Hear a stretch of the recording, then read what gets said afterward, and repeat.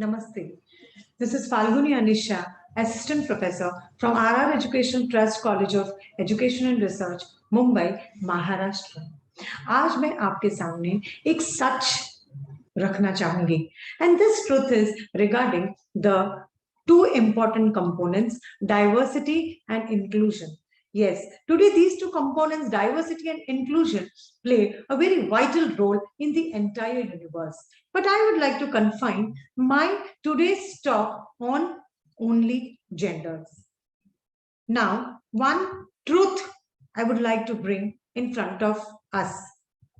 My question is, जब भी हम पूछते हैं किसी को भी कि कितने जेंडर्स होते हैं, किसी को भी, तो हमें क्यों यही आंसर मिलता है, 2 genders. We get only this answer. Why? This is really very painful.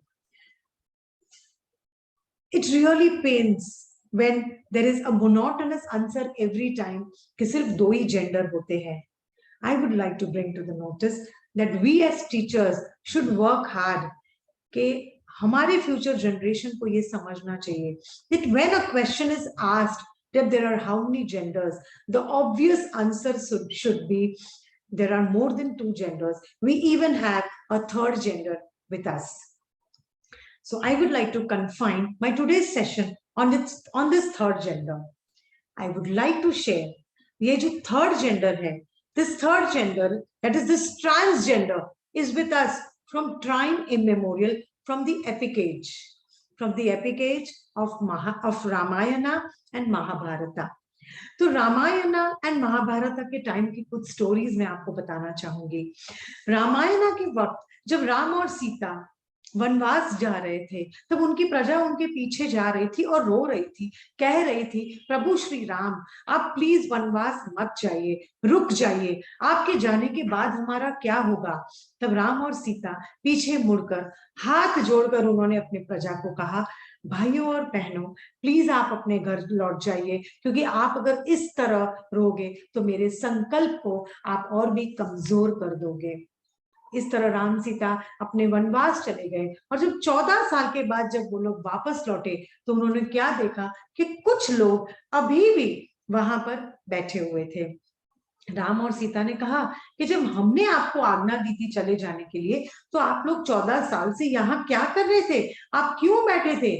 तब उनमें से एक इंसान खड़ा हुआ और उन्होंने कहा, प्रभु आपने कहा था भाइयों और बहनों आप अपने घर चले जाइए, तो हम न भाई है न हम बहन है, हम तो ट्रांसजेंडर्स है. तो देखा किस तरह रामायण में भी ट्रांसजेंडर्स ने अपना रोल निभाया था.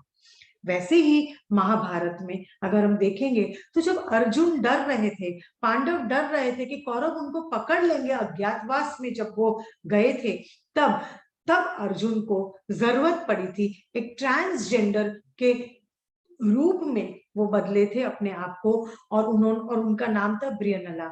और अर्जुन ब्रियनला के रूप में किसी के घर जब कोई छोटे बच्चों का जन्म हुआ तो वहां पर नृत्य करने भी जाते थे. तो महाभारत में भी हमारे साथ ट्रांसजेंडर्स जैसा कोई रोल था. अब हम देखेंगे अर्धनारीश्वर की तरफ, तो यहाँ पर शिव जी और माता पार्वती जी की मूर्ति आधी दिखाई देती है. ये तो हम सब ने देखा है.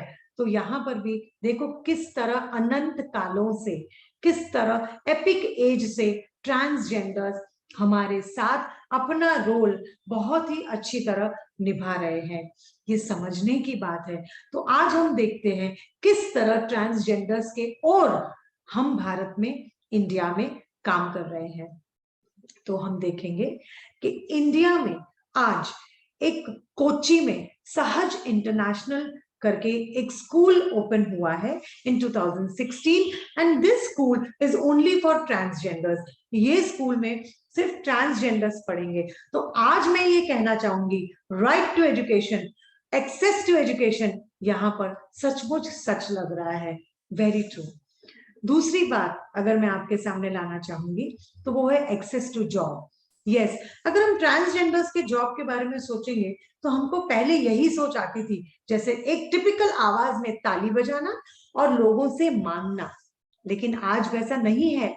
भिलाई छत्तीसगढ़ में नुक्कड़ नाम का एक कैफेटेरिया ओपन हुआ है, जहां पर सारे जेंडर्स, हम आप सभी लोग जाकर खाना खा सकते हैं, कॉफी चाय पी सकते हैं, लेकिन वहां पर काम सिर्फ ट्रांसजेंडर्स करेंगे। तो देखो, ये सोच देखो कि किस तरह एक्सेस टू जॉब, आज मुझे सच लग रहा है कि यस, जॉब का राइट सभी जेंडर्स को होना चाहिए। आगे की बात करेंगे तो हार्वर्ड यूनिवर्सिटी में द ग्लोबल ग्रोथ इंजन, इस टॉपिक के ऊपर बहुत सारे देशों से एमिनेंट पर्सनालिटीज को बुलाया गया था। तो वैसे ही हमारे इंडिया की तरफ से कल्कि सुब्रमण्यम गई थी, और जब उन्होंने अपनी स्पीच इंडिया को रिप्रेजेंट करते हुए तो ग्लोबल ग्रोथ इंजन के ऊपर उन्होंने अपने व्यूज रखे, तो उनको वहां पर स्टैंडिंग ओवेशन मिला था। तो ये जो कल्कि सुब्रमण्यम है, वो और कोई नहीं my dear friends, she is a transgender, कल्कि Subramaniam. Next I would like to share, कुछ ट्रांसजेंडर्स अपनी बात रखने गए कि क्यों हमारा फैशन शो नहीं होता, क्या हमें कोई हक नहीं है, हमारी एक्सटर्नल ब्यूटी और इंटरनल ब्यूटी हम भी तो डिस्प्ले कर सकते हैं। तो यस, कोची में first transgender beauty pageant organise हुआ था, जहां पर उनको भी उसी कॉग्निटिव डोमेन के अनुरूप क्वेश्चंस पूछे गए और उन्होंने बढ़िया सुंदरता से आंसर दिए, and this beauty pageant was grand success, जहां पर ये दर्शाया गया कि ट्रांसजेंडर्स को don't take them as different genders, even they are included in this diverse world. Last एक बहुत ही इंपॉर्टेंट कहानी मैं आप लोगों के साथ शेयर करना चाहूंगी, please friends listen to it carefully. तो इस कहानी में हमको दो लोग दिखते हैं, एक है फीमेल जेंडर दयानिता सिंह जो फोटोग्राफर हैं, और मोना अहमद, ये जो है वो थर्ड जेंडर थे। ये दयानिता सिंह और मोना अहमद ये बहुत ही बेस्ट फ्रेंड्स थे, ये रियल स्टोरी है माय डियर फ्रेंड्स। ये दयानिता सिंह और मोना अहमद बहुत ही बेस्ट फ्रेंड्स थे। तो जब एक दिन ये फीमेल जेंडर, जब ये ट्रांसजेंडर मोना अहमद के घर गए, तो उन्होंने देखा मोना अहमद कहीं बैग पैक करके रेडी थे। तो दयानिता सिंह ने पूछा, अरे बैग पैक करके कहाँ, बारगांव जा रहे हो क्या? तो मोना अहमद ने कहा, हाँ मैं तो सिंगापुर जा रही हूँ। तो दयानिता सिंह ने कहा, अच्छा सिंगापुर जा रहे हो, अच्छा वहां पर जो एक बहुत ही स्पेशल हॉस्पिटल है सेक्स के लिए, जेंडर के लिए, तो वहां पर अपना ट्रीटमेंट करवाने जा रहे हो क्या?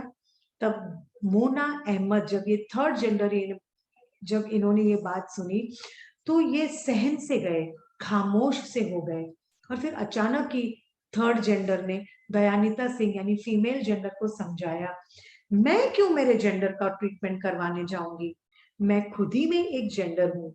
तो ये सोसाइटी का प्रॉब्लम है जो सिर्फ दो ही जेंडर को जानता है, मेल एंड फीमेल। ये मेरा प्रॉब्लम नहीं है जो हमको एक जेंडर की तरह अपनाया नहीं गया है। तो just look at this story. Of course ये स्टोरी सुनते हमको बहुत दुख होता है, लेकिन we have to accept this fact that we have to include this diversity within us. So for instance, I would like to bring one example from our daily life. तो ये जो डाइवर्सिटी का प्लेट है, उसमें हम कुछ fruits देखेंगे जिसका नाम अलग है, स्वाद अलग है, रंग अलग है, शेप अलग है, शायद दाम भी अलग है, उसकी वैल्यू भी अलग अलग है। लेकिन नेक्स्ट प्लेट में जहां पर इंक्लूजन लिखा है, जब ये सारे फ्रूट्स एक हो जाते हैं तो एक सुंदर सा एक प्रोडक्ट बन जाता है। तो इसी तरह yes we all are diverse, लेकिन जब हम इंक्लूजन में आ जाएंगे तो एक सुंदर इक्विटी, इक्वालिटी और सोशल जस्टिस का पिक्चर हम रियलिटी में ला सकते हैं। तो यहां पर मैं ये जरूर कहना चाहूंगी, he, she and it, what is there in the pronoun, बस। तो ये पिक्चर यही दर्शाता है कि एक औरत दूसरी औरत को पूछ रही थी, दूसरी प्रेग्नेंट औरत को पूछ रही थी, do you know what you are having? तब वो जो प्रेग्नेंट लेडी थी उन्होंने आंसर दिया कि अ ह्यूमन बीइंग। यस, ऐसा ही answer we as a teachers have to inculcate in the society कि ये ह्यूमन बीइंग वर्ड होना चाहिए, ना कि he, she and it. And so this is my clarion call कि ये जो diversity, inclusion of genders, third gender यानी ट्रांसजेंडर्स को अपनाना, ये बातें they should not just be confined in books and pages, but yes, let us all join hands for making this society where diversity and inclusion will be embraced with happiness. Yes, very true. I would like to say one thing, that please, it is not that regarding any he, she, or it is only be you. Thank you. Dhanyavad.